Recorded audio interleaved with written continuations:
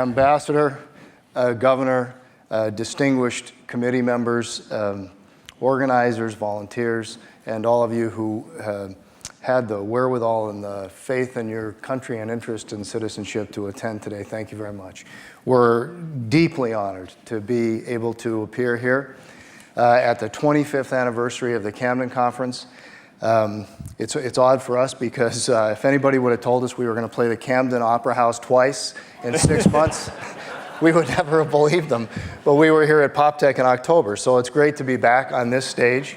If you were at that presentation, I apologize in advance. The truth is uninteresting in that it doesn't vary presentation to presentation, so we can only nuance it. The first thing I wanted to do personally is thank the Department of Defense and the Naval Postgraduate School for allowing me to attend the conference, to accept this gracious offer. And as a way of thanks, I have to appease my ethics officer by explaining to all of you that the views expressed in that document and what we're going to say today are those of Mykleby and mine alone. They do not reflect the official policy or position of the United States government, the Department of Defense, my current boss, Secretary Leon Panetta, nor my former boss, Chairman Mullen. So I got that out of the way. Basically, what I think I have to explain, and I'll do it as quickly as possible, is what I now refer to as the meta-narrative. So it's the story of the narrative. I had been serving with Admiral Mullen 3 of my last 4 tours, all basically in the same capacity as kind of a non-linear, non-conventional connector of dots. I wasn't someone he listened to a great deal, but I was somebody he could have on his staff and say, yeah, I have a non-linear, non-conventional connector of dots. So, but it was good. And he's a wonderful man with great patience. So I had gone to the Gulf. I was the director of intelligence for Fifth Fleet in Bahrain from 2007, 2008. I came back to Admiral Mullen's staff when he was chairman. I had worked for him when he was chief of naval operations as well. Same capacity.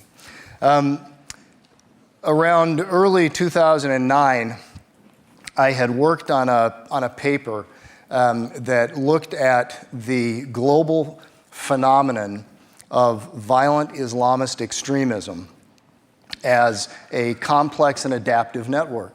And I thought perhaps we could convince the president to issue an executive order that reframed the war on terror in a slightly different way, so that we at least understood what the challenge was that really concerned us. It wasn't necessarily the Basques, it wasn't necessarily the IRA, it wasn't necessarily the weathermen. Those are all of concern, but truthfully there is a phenomenon, a global phenomenon that was of concern. So I wrote a paper about it. I gave it to Admiral Mullen. He liked it quite a bit. He shared it with the Director of National Intelligence, Admiral Blair, at the time. And they shared it with Secretary Gates. Well, the next thing I know, this is July of 2009, I get invited to lunch with Secretary Gates. Not something I get to do every day. I was pretty excited about it. So I went up to lunch when the day came, accompanied by Admiral Mullen, who was wise enough to know, you never let me go unaccompanied anywhere.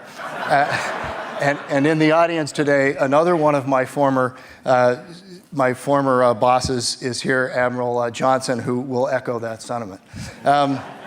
So I went up and I had lunch with Secretary Gates. I co-wrote the article with Mike Coulter, who was Deputy Assistant Secretary of Defense at the time. Admiral Mullen accompanied me. So Secretary Gates, brilliant man, incredible experience, kind of Socratically walked me through this document. We talked about the various aspects of it, and he asked what I thought we could do in support of my hypothesis and arguments. But near the end of the conversation, we talked for about an hour. Admiral Mullen really hadn't said much. At the end of the conversation, I said, sir, you know, I only wrote the document to demonstrate what a derivative strategy would look like if we had a national strategy. So Admiral Mullen did that. He gave one of those nervous, and he said, sir, I think what Wayne's trying to say is that we don't have a grand strategy. And he said, I happen to agree with him. So Secretary Gates said, what'd you have in mind? So I said, well, I don't know, sir, but maybe something a little more focused on opportunity and a little less focused on risk and threat. And he said, I think that's an interesting concept. And then he went back to the original paper and what we were there to discuss. So when we left the office, Admiral Mullen, literally, when we hit the passageway, Admiral Mullen turned to me and he said, "I say we just press." So I said, "On." And he said, "You just go write a grand strategy and give it to me." So I said, aye. Yeah, it's true story. It's absolute true story. I said, aye. I went down one deck. I had an office on the E-ring that overlooked the Washington Monument and the Jefferson Memorial, the tidal basin. I was in between the director of the staff and the famous tank. Admiral Mullen's office was 3 doors down. In 3 years, I don't think he ever knew I had that office. But when you work for the chairman, you can sign for all kinds of things. And the other thing I signed for was I signed for him. So when I came down to my office, I called Colonel Mykleby, who had been working at Strategic Operations Command for about a year, Special Operations Command, for about a year for Admiral Olson in his J5 shop, working on a new strategy for special warfare. And I was very familiar with it. Admiral Mullen had seen the presentation. He liked it. It was all based on global trends and how those global trends will affect our future. And it was something I felt very strongly about as well. So I called Puck up and I said, "Hey, how would you like to come up to DC and write a national strategy?" So he said, "Well, I don't know. How long do you think it'll take?" So I said, I was in Tampa, and the last thing I want to do is go to the Pentagon. Especially hang around with a sailor all day. So I said, well, I don't know. I can get you TAD orders probably, 3 weeks or something. So I got him orders, and I brought him up to the Pentagon. Yeah, thanks. And so we talked about it. I said, well, how long do you think it would take? I mean, how hard could it possibly be, and what could possibly go wrong? So we said, well, probably 2 months. So I said, well, let's be on the safe side, 4 months. We sweet talked my boss, and he says, yeah, go. Just be back. So, 4 months temporary duty turned into 2 years of just Pentagon fun, But I did find this out, because Amory talks about an integrative design intent as a sidebar, but I just got to tell you, the Pentagon is a fascinating place because it's 5 sides Pentagon, right? It's interesting why it is 5 sides, because you know exactly what you're going to do. It's an exact work week. It's purposeful design, because on Monday, a piece of paper, you can throw it out your door. Bump, bump, bump, bump, bump. Next Monday, that same piece of paper is right there. Because you got a Monday, Tuesday, Wednesday, Thursday, Friday side of the Pentagon. It's great. So I know Larry was talking about waste of money. That's not waste of money. That's efficiency. So thank you. Anyway, so you get up to the Pentagon. We're saying, well, how are you going to go about doing, grand strategy? In the war college, tell you ends, ways, means. It's all about ends, ways, means. Well, I'm here to tell you, the way that I understand, that's not true. That's a linear process to get to deterministic ends, and we just didn't buy it. And the other thing that we didn't buy is we didn't think that we needed to do another freaking strategy. Because there's too many strategies in D.C. anyway. So we were kind of looking out the window going, I'm a mouth-breathing Marine. He's a little bit smarter just because he's a Navy guy, but he's not that smart. How are we going to go about doing this thing? Because the last thing we needed was another strategy. We had strategies that go. We got a national security strategy. We got a national defense strategy. We got a national military strategy. We have a national security or a national health security strategy. We've got a series of strategies for national bike safety. We do. Go look it up. It's crazy. We have so many strategies, we don't have a strategy. And in fact, none of those are real strategies, because what they really end up being are watered-down wish lists that make no prioritization decisions. They're all things to all people. So we just keep swimming in the oatmeal. We don't go anywhere. And so the last thing we said, we were going to write a strategy, because that's not what America needed. And we're really going to talk about grand strategy. We're really going to start thinking hard about a few things. We're going to start thinking in philosophical realm. We're going to start thinking beyond what we think we already know. This is Bertrand Russell kind of stuff. Is there anything really so certain that it exists for sure? Well, you know what? We started questioning the basic things that we think we know for sure. And when we looked out that window, we said, we're not going to write a strategy. What we needed to do was we needed to write a story. Because that was the number one thing that America is missing right now. What are we about? Who are we as a people?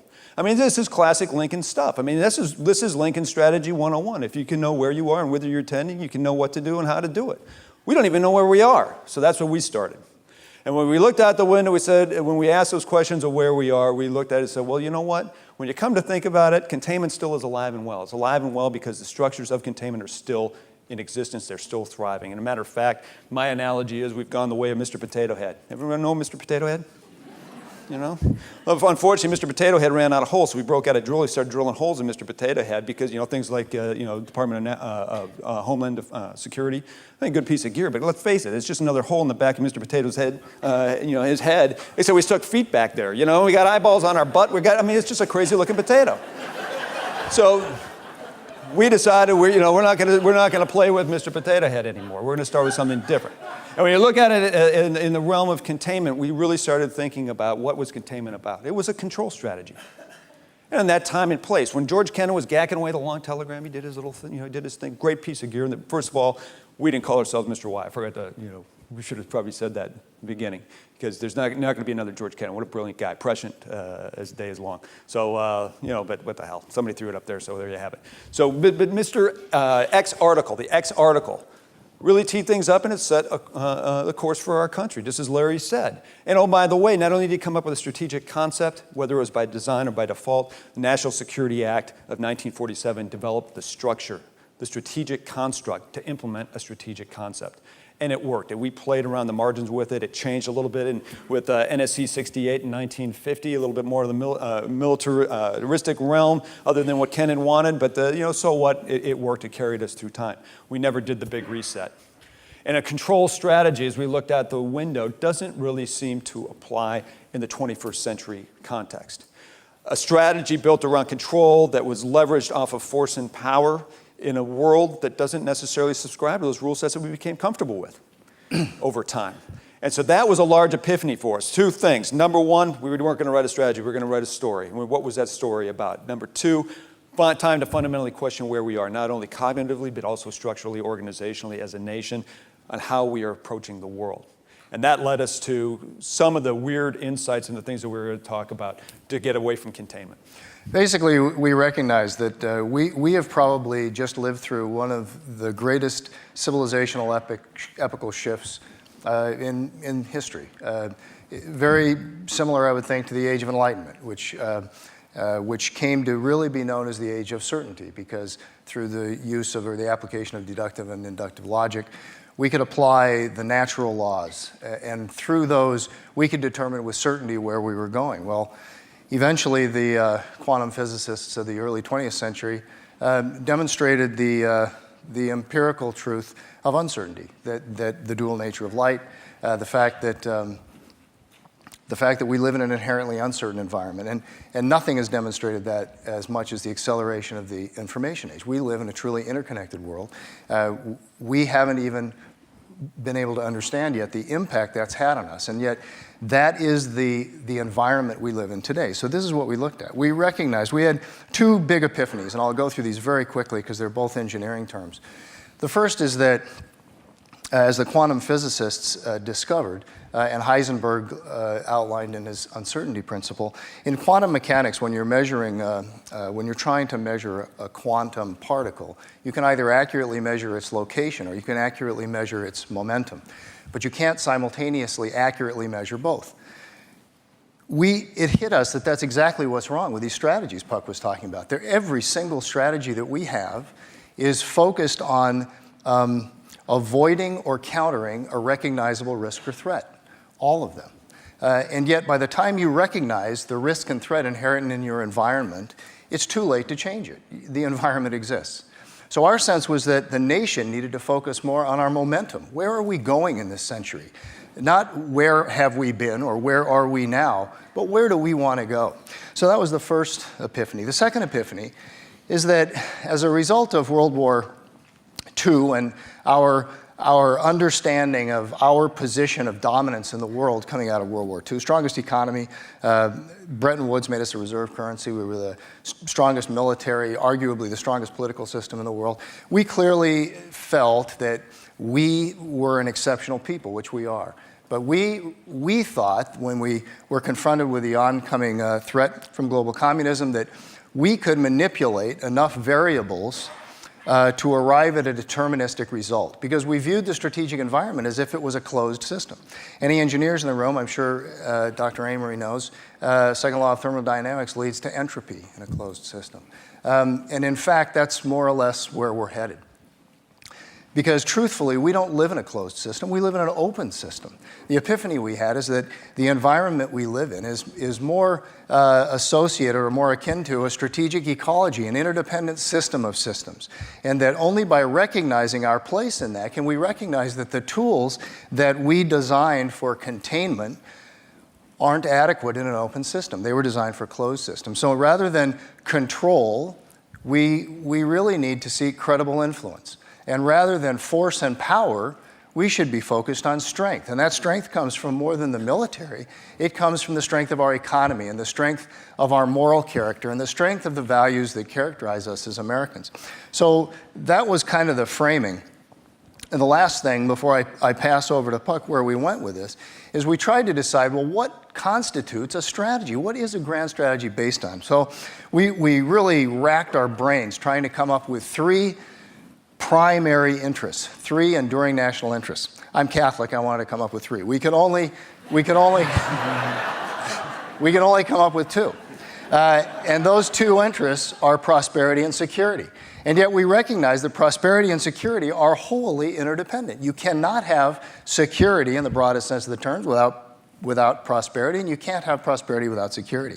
But I was saved because we did realize what the third piece of this was, and that's that our pursuit of prosperity and security, many nations have those two things as their enduring interests, but our pursuit of those as Americans is constrained, but it's also empowered by the values that characterize us as Americans. And in fact, it's those values that provide us the credibility to influence or to be a leader in the world.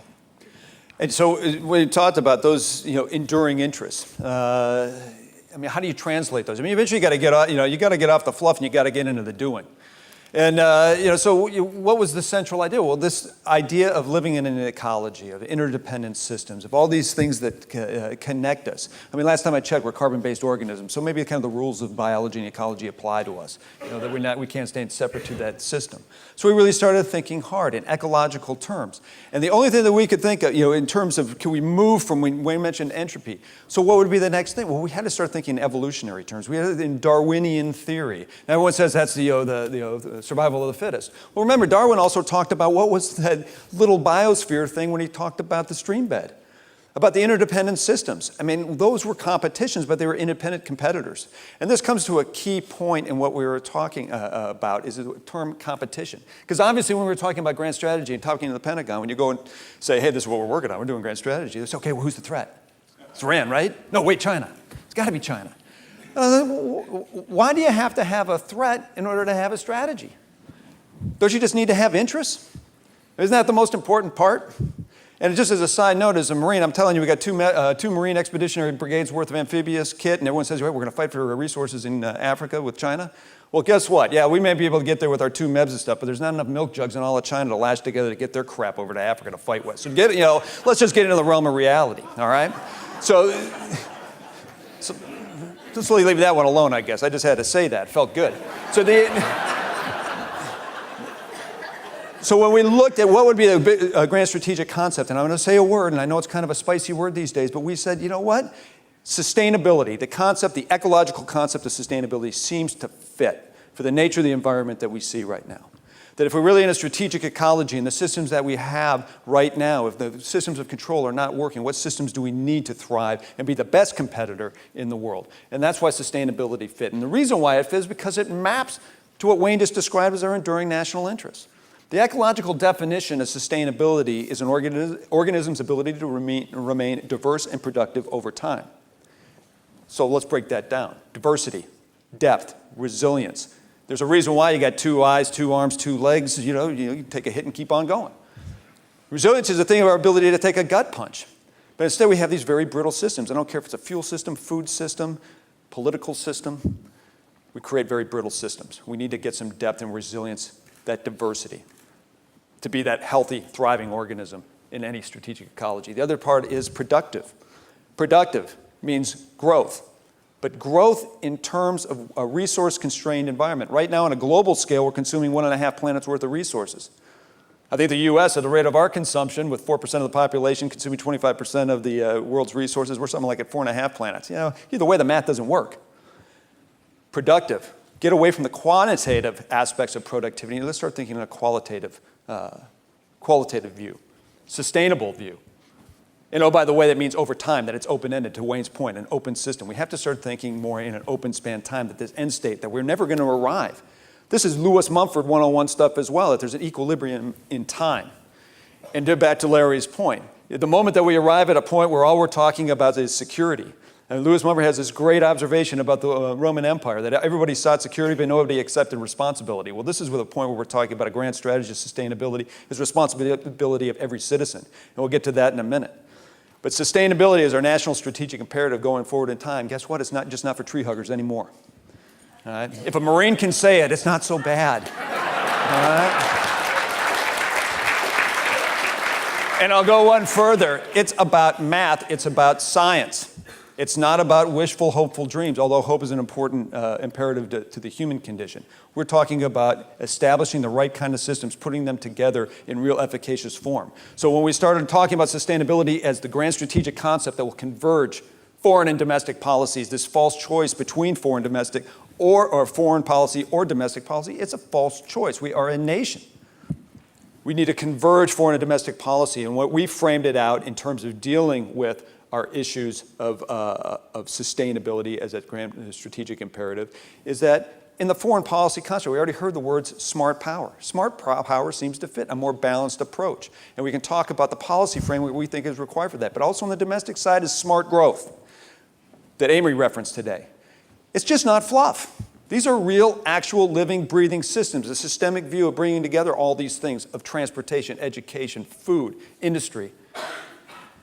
Bringing those together in a more holistic whole to match our needs, our enduring national interests going forward in time here in the United States, going into a vastly interconnected, interdependent global ecology, strategic ecology. So smart power abroad, smart growth at home. That's where that's the framework, our functional framework for a grand strategy. So what we looked at was what was it that has made America great? It's our willingness to compete fairly. We were founded as a free market republic. Americans have excelled across the spectrum of human endeavor, and they have done it through fair competition in every discipline by every measure. And yet somehow in the last 20 years we've become competition averse. There's something wrong with that. We have allowed ourselves to be overcome by our own legacy, to be so impressed, believing that our exceptionalism meant that we couldn't fall victim to the same mistakes as previous great powers. That's not exceptionalism. Exceptionalism is being capable of learning from your past and moving forward constantly with confidence into your future. And so this all comes from competition. Competition in Darwinian terms was the thing that gave us the ability to develop the strength required to evolve as a species. This is our Darwinian moment in time. Our young generation recognizes this. This is time for us to re-seize our own destiny as Americans and recognize where we need to go in a future that is interdependent, in an environment that's interdependent. So with finite resources and 9 billion people on the planet by 2050. So we recognize this. So what we did was we said, we need to reprioritize the way that we use America's resources.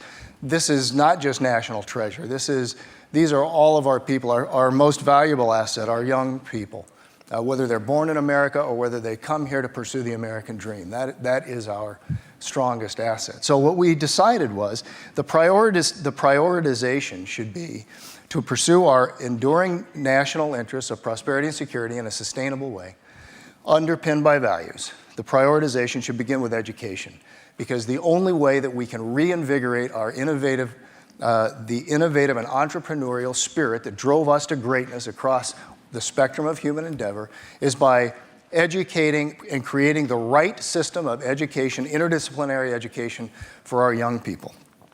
We're basically 25th in math right now. We're 23rd in science. We're 8th in innovation dominance as a nation. Those are signs of a problem.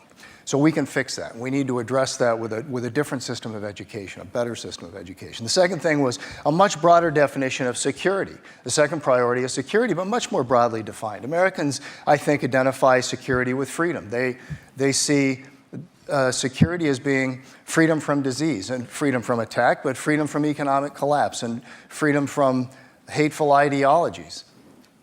There is a lot tied into security, and as you can tell, that doesn't belong to one department of the government. It doesn't belong to the government. It belongs to all of you. It belongs to all of us as American citizens. That's the second priority. The third priority, though, is the development of and the access to renewable resources, and not just energy, which is a very important thing. And I agree that the engine of the global economy has to shift from fossil fuels. We have outlived its usefulness. We need a new direction, and America can lead that in a global economy and regain our strength as a leader. But it's not just renewable resources as energy. It's food. It's the way that we manage our agriculture system and the way that we export that model to the rest of the world. It's water management. So it's food security, water security, and energy security. All three of those are the primary drivers, primary challenges of this century. So our sense was that was the right prioritization. We needed to reflect that in a congruent policy, foreign domestic, and that to do that, we felt that we needed to reshape the tools that we have been given through the National Security Act and NSC 68 to confront global communism, because we are now at a different inflection point in history, an inflection point that's full of hope and opportunity if we have the right tools to go forward with confidence. And so, because we're running the end of the session here, the so what factor, as Wayne just laid out, if we had our three strategic priorities, investing in education, national security more broadly defined than what we currently think of as national security only in defensive terms, and then access to and the cultivation of renewable resources over time. This is the framework. So what do we think we needed to do? We needed to have a new National Security Act 1947. We need a National Prosperity and Security Act to fundamentally address the policies, more importantly, the authorities resident in our country as they're reflected in U.S. code. Now, we talked about this at National Defense University, and everyone was aghast. You're talking about changing the government? I said, damn straight I am. I'm not talking about changing the Constitution. I'm talking about our interpretation of the Constitution as it relates to the environment that we see right now. A National Prosperity and Security Act to actually go out and implement these things. And how do you bring in public and private and civil sector resources together to cobble together novel, unique approaches to these novel, unique problems? Because right now we're trying to stuff them into an old box and try to make coherent, we're trying to impose a logic on the problem, and the problem's not responding to us very well. No wonder we're confused, all right? And no wonder Mr. Potato Head doesn't look too cool. Right? So that's where we are. But the most fundamental aspect of this, if we could start addressing these things and talking about these priorities Wayne laid out, through smart power abroad and smart growth at home, we come to a framework of American leadership in the 21st century. Because I happen to believe that what Tom Friedman and Michael Mendenbaum said, that the world needs an America to lead. And the only way we're going to lead, and this is classic George Kennan, this is after he got sent to purgatory, otherwise known as Princeton, after he got, 1954. So he's sitting there. There's a very interesting small little book, collection of lectures. It's called Realities of American Foreign Policy. Fourth chapter in that is a little chapter I think is a very great title. It's called The Unifying Factor. Page 112 through 114. Longest paragraph you're ever going to read, but I highly encourage you to read it, because in that paragraph, Kennan nails it. 1954, he nails where we are today. He says, people are not going to follow, they're not going to accept leadership from a country that they see as drifting in their own internal development. In fact, he says drifting into bad and dangerous waters. He saw the inextricable linkage between our domestic condition, how we are here at home, with how we're going to have credible influence abroad. And at the end of the day, this becomes an issue of citizenship. And Larry quoted one of my favorite Eisenhower quotes, because everyone talks about military-industrial complex, but it's the fact that he pointed out the answer, that an alert and knowledgeable citizenry is going to ensure the proper meshing of our instruments of defense with our natural peaceful tendencies and our quest for liberty. It comes down to citizenship, all right? The strength and conviction of citizens. And right now, quite frankly, if I can go bare-knuckled on you, we got a nation full of residents. We got a bunch of people that are willing to pay rent and think that they paid their dues. And they're going to look into the Constitution and cherry pick what they want, just to satisfy any given need that they want. And they forgot that the preamble of the Constitution is the perennial purpose of this nation, particularly the moral obligation to secure the blessings of liberty to ourselves and our posterity. When are we going to start thinking about the posterity half of that equation? I mean, residents, one of the points that I have to pile on that Puck just just brought up, residents don't often care what shape the place is left in for the next resident. And it does go to the preamble of the Constitution. Puck's exactly right. I take incredible pride in the fact that I've been able to serve my country in uniform for 26 years. I take pride in the fact that my son is a first lieutenant in the Marines. I am gratified when people come up to me on the street every day and thank me for my service. It's incredible.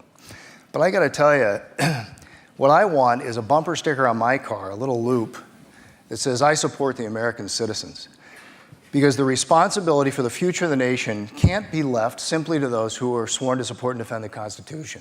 It belongs to all of us. It belongs to all of you. Our military can only reflect the best values of our American citizens, and we have terrific values. They've been with us since our founding fathers laid them out. That's what we're hoping, that we can energize Americans in a unified way. This is totally non-political. It is way above politics. This is about us as a nation. Prime Minister Gillard from Australia addressed a joint session of Congress last year. She said that she grew up as a little girl in Perth, Australia, thinking that Americans could do anything. She saw us put a man on the moon. And she said, America, the rest of the world needs your leadership. And she ended her speech by saying, be bold, live up to your own best traditions. We didn't need to hear that from the Prime Minister of Australia. We need to be telling that to ourselves, and we need to believe it. And so the question of this whole lash-up that we're here is, do we have what it takes? Hell yeah, we do. Let me get over it, all right? Bad question. The question we should ask, I want to go back to what Ambassador Burns mentioned. What do we get common sense in D.C.? Well, let's get some common sense in ourselves. And which brings me to the point of one of our great spokesmen for our nation, Thomas Paine, 1776, wrote a little pamphlet called Common Sense. And in the very first page of that, in the introduction, this is what he said. He said, the cause of America is in a large measure the cause of mankind. Let that sink in for a second. The question isn't, do we have what it takes? Hell yeah, we got what it takes. The question is, can we find that cause? What is our cause of America in the 21st century? I will tell you that I think that cause is sustainability. Because when America leads in that regard, we're taking on the great global challenge of our time. And that's what the world needs. That's what America needs. And I swear to God, yeah, we got what it takes, but we just need to get off of our asses and quit making excuses and do it. In your own communities, your own time, and you kids up there, holy cow, I'll come up and give each one of you a kiss on the cheek, because you guys are going to have to do it. It's a cause of citizenry. It's not about residents paying rent. And it's not about cherry picking from the Constitution. It's about recognizing the promise of and the obligation, our obligation to that preamble of the Constitution and what the cause of America is in the 21st century. America laid out a model in the last century for prosperity, and we pursued it incredibly well, and we demonstrated its efficacy. The interesting thing, though, is that in that time, we were failing to recognize the finite nature of some of our resources. It was a model that worked for us. It was incredible. It was the right thing to do, and we did it well. The rest of the world is now seeing that model, and they are reliving it themselves. They are attempting to achieve the same things that we did, to increase the quality of lives of their middle class. So two of the largest countries in the world, India and China, are pursuing the same model that we laid down. Unfortunately, with 9 billion people on the planet by 2050, it is a model that is unsustainable. We need to recognize that. We need to take responsibility for finding a new model, a model that is sustainable for an interdependent global market, a model that will restore America's leadership role, restore the strength of our economy, and restore the confidence of the American people that we can learn from our past, and we can create a better future, and we can do that with a better understanding and a more clear understanding of the strategic environment and the interdependencies that exist in that environment today. We would leave you with that I will anyway, and I'll turn it over to Puck, but it really is all up to us collectively to demonstrate our citizenship by doing whatever we feel most passionate needs to be changed. Go out and try to make a positive difference, because not only do you have the ability to do that, I believe you have the responsibility to do that. Let's just leave it at that. Thanks.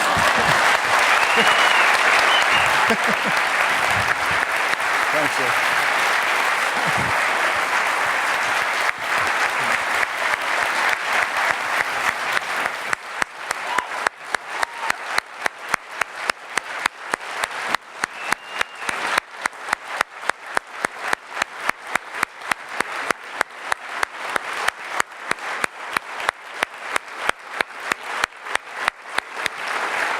Come on. Hey, Mark. Hey, Colonel. Wow, that was inspirational, thoughtful, and visionary. And the program now calls for a break. I think we're going to call an audible and take a couple of minutes away from the break, because you're going to get a chance to talk to these three people, all of whom have served our country in uniform, at the last panel. But that's a big panel. And I think what Colonel Wilkerson said and what Captain Porter and Colonel Mykleby have said really gives us it should make us pause. So I have a first question, really to the two of you. How has official Washington reacted to your strategic narrative? Because, I thought you were artful in not saying, here's our detailed strategic blueprint of how to move our national assets forward. It's a more important call to action by all 305 million citizens. What kind of reaction have you received from the President, from the Chairman, the Secretary of Defense, and others? I can honestly say that when we wrote the paper, and we wrote this in August of 2009, it took us 2 years really to get it out public. It was released by the Woodrow Wilson Center in April of 2011. It was incredibly well received by Admiral Mullen, Secretary Clinton, Secretary Gates when we wrote it. And in fact, I think if you're some of the, there's too many people in the room because not this many people have read the National Security Strategy probably, but if you've read the National Security Strategy, you will recognize some of the elements. So prosperity, security values, I believe Secretary Clinton added a global leadership role in that. So I think it influenced that. That was a very positive thing. I do want to give credit, and I'd be remiss if I didn't, in stating that the President just issued a new strategic guidance for the Department of Defense on January 6th this year. It's called Sustaining Global Leadership Priorities of the 21st Century. And truthfully, I honestly believe that we played a very, very small part in broadening the awareness of some of the issues that are represented there. I just wanted to add this, but I also wanted to mention we didn't write it for Washington, quite frankly. Mm-hmm. And when this first came out, there was a lot of, you got to punch up the language, you got a little bit more policy speak. I was like, are you kidding me? For me personally, my personal touchstone was Mom and Dad Mykleby in Wayzata, Minnesota. And if we wanted to write a story that resonated with America, because this is my personal opinion. I mean, we're just kind of calcified in D.C. right now. Maybe I'm the only one that thinks that. But I mean, it's so I mean, as a Marine, maneuver warfare is kind of our thing. You bypass a move, you see an obstacle, sometimes it feels good to beat your head against a wall, but sometimes it feels a little bit better to run around it. So we were kind of doing the run around. We wanted to have a story that would get outside the halls of government, but still have effective in the halls of government, if you can read my drift. And the whole goal behind it was to create an environment where we could at least have open dialogue, have the adult conversation. And I just want to point out just one more thing, because I think you really struck a chord, sir, with me yesterday. It's just saying common sense. I mean, Thomas Paine, if you notice the last thing, he wrote common sense was an anonymous thing as well. Right. And if you read what he said, he goes, why he doesn't put his name in there? He said, because it doesn't matter who I am, it's about the ideas. And oh, by the way, I want to let you know that these ideas are not the ideas of a party. These are his words. These are not the ideas of a party, and they're not influenced by private or public interests. They're only influenced by reason and principles. That's why we wrote it. We wanted to be influenced by reason and principle and not be beholden to any political side of the aisle. Because we aren't. We're apolitical. We're military guys, and that was by profession and by oath. That's what we were required to do. And so we wanted to talk to American citizenry and then have effect in terms of national discourse. So. Let me just add that there's a tremendous program that both of these guys advised the whole time that they were official. That's going on at the New America Foundation in Washington right now, that has all kinds of support behind it, from PricewaterhouseCoopers to Google, Eric Schmidt at Google. And that effort is based on three things: housing and changing the entire aspect of housing in this country based on demographics that are very supportive of that change, and getting the $2 or $3 trillion that's sitting on the sidelines right now, and getting a substantial portion of that into housing, using our problem, if you will, to become our success. And also reforming the tax code so that we tax waste instead of wealth, and also so that we become more resilient and ultimately more sustainable. And the last component on that, because there's three components, And I'm Lutheran by trade, so I guess it works for me too. But anyway, so the third element was regenerative agriculture. Because we have to address that. If there's no other national security issue, if I just look at Iowa, home state, I'm from Minnesota, but home state, 50% of topsoil's gone. At what point is Mother Earth just going to kick us to the curb? Because trust me, the planet's going to be fine. The world's going to do fine without us. It's about time we start making some decisions, though, that allow us to stick around a little bit longer.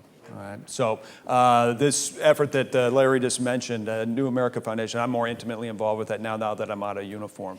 But yeah, it is the so what. What we're trying to do is the so what factor of the narrative in framing out a grand strategy in terms of where we can go from an economic engine as well as how we relate to the rest of the world. So very quickly, because we do have to take a break, one question of Colonel Wilkerson and one for both of you.